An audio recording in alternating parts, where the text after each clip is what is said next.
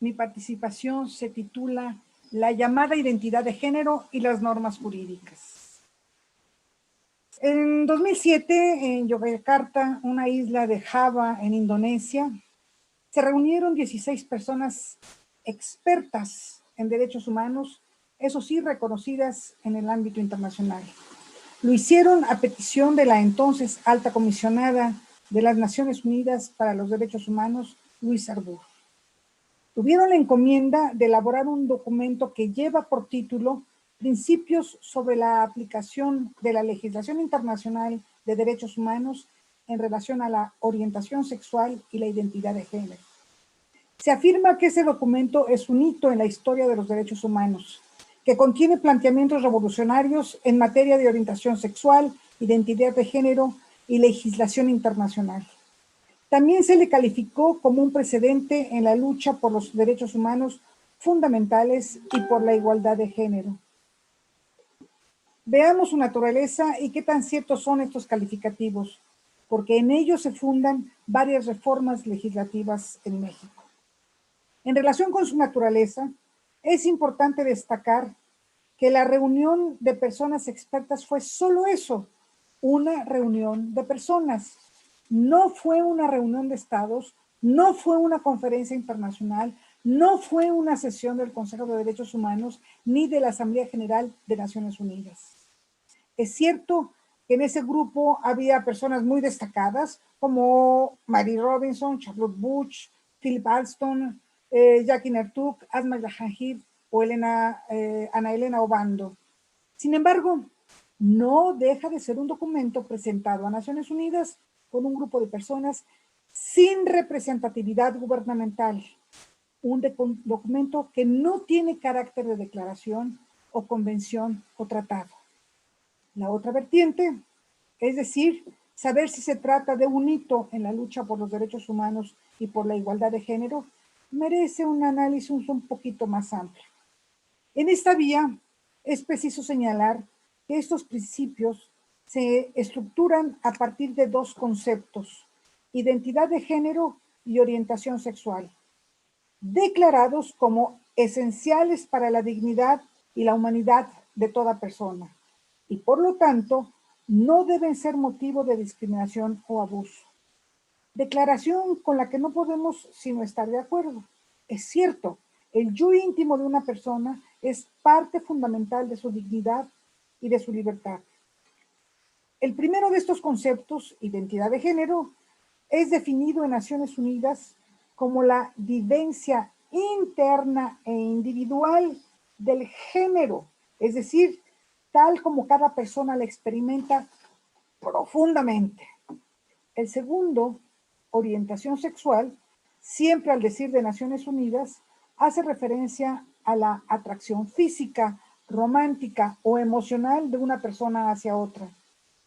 También vale la pena subrayar que el concepto género hace referencia a los estereotipos que el feminismo trata de erradicar, por ser el origen justamente de las discriminaciones y del sometimiento histórico de las mujeres en el patriarcado, por haber nacido mujeres, tal como se aceptó en la Declaración y en la Plataforma de Acción de la Cuarta Conferencia Mundial de la Mujer. Hasta aquí, vamos bien.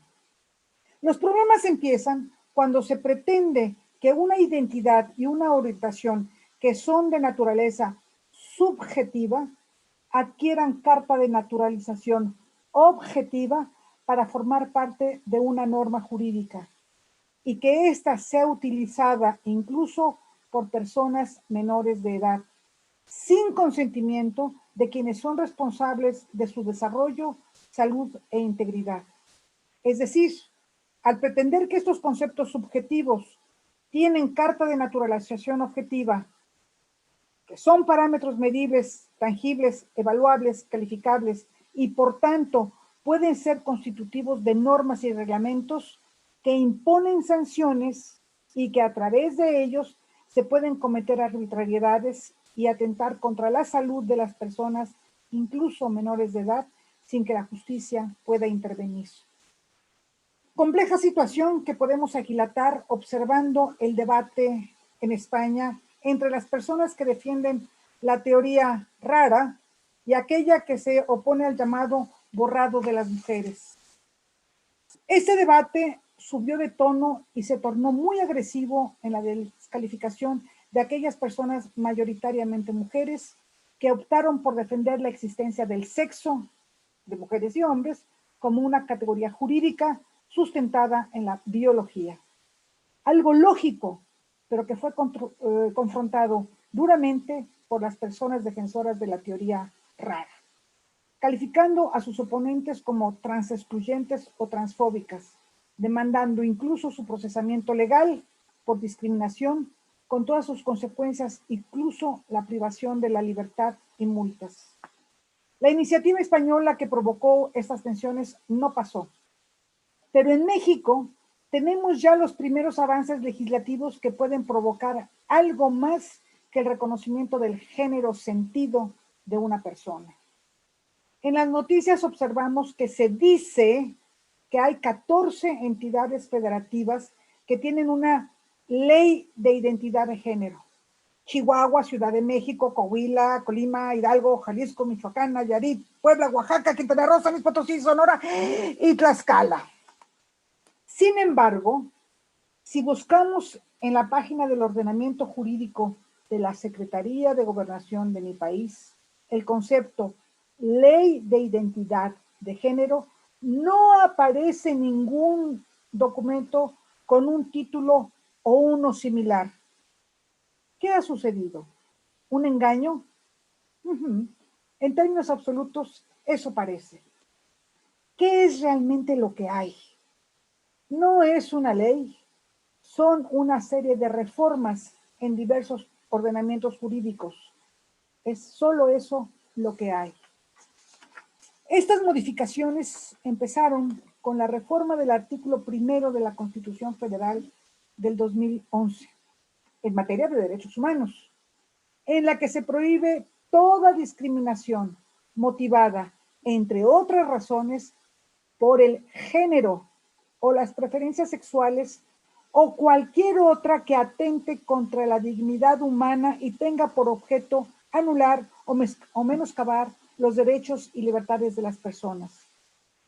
Esta reforma motivó una primera tesis de la Suprema Corte de Justicia de la Nación, en la que afirmó que los procedimientos judiciales para el trámite de reasignación sexogenérica en las actas de nacimiento son anticonstitucionales.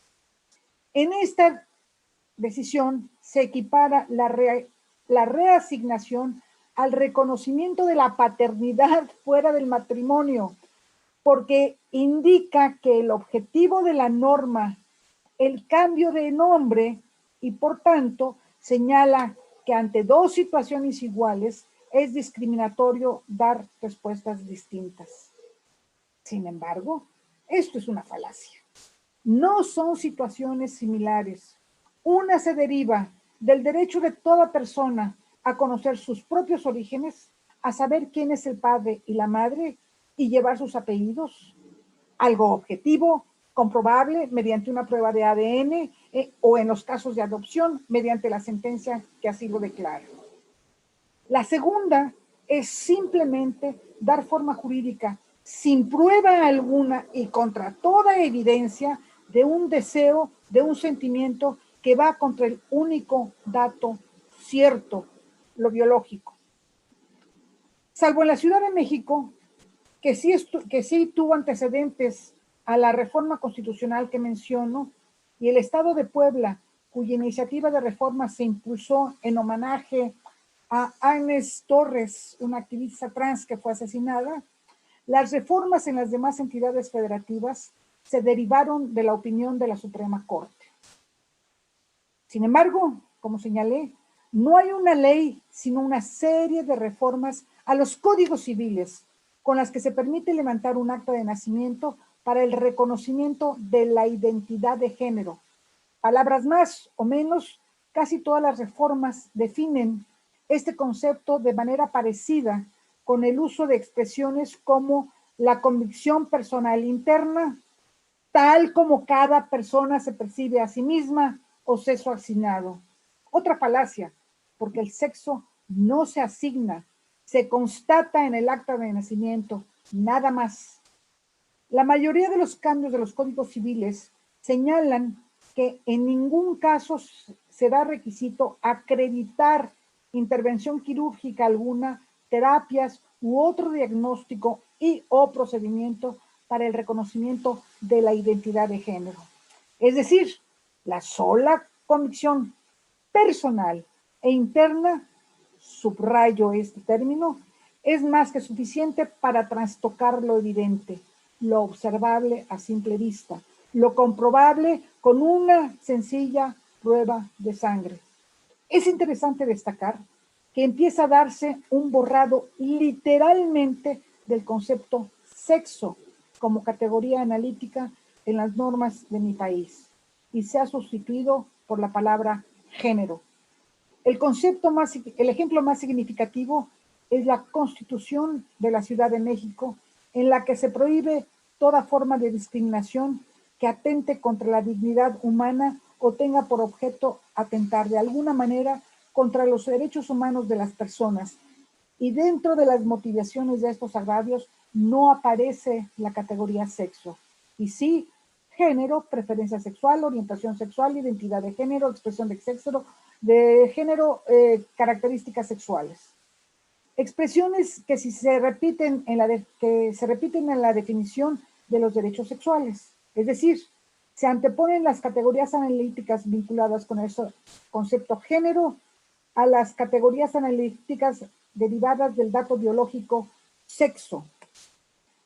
Un panorama cada vez más preocupante por la beligerancia con la que un pequeñísimo sector de la población está ocupando espacios reservados para las mujeres después de muchos años de lucha. Desde los baños, competencias deportivas y cárceles exclusivas, hasta los escaños en congresos, bajo puestos de trabajo, asientos en tribunales. Solo un dato. Durante décadas se trabajó duro para incorporar el concepto de paridad en la función pública, pero se hizo con el término paridad de género. Hoy vemos con indignación como un partido político obligado por la autoridad a presentar el mismo número de candidatas que de candidatos, resolvió esta obligación reasignando el género a 18 personas que originalmente se habían registrado como hombres y después del llamado de atención fueron registradas como mujeres, sin más trámite. Absurdo. Esa es hoy la situación que tenemos en México legalmente. Muchas gracias.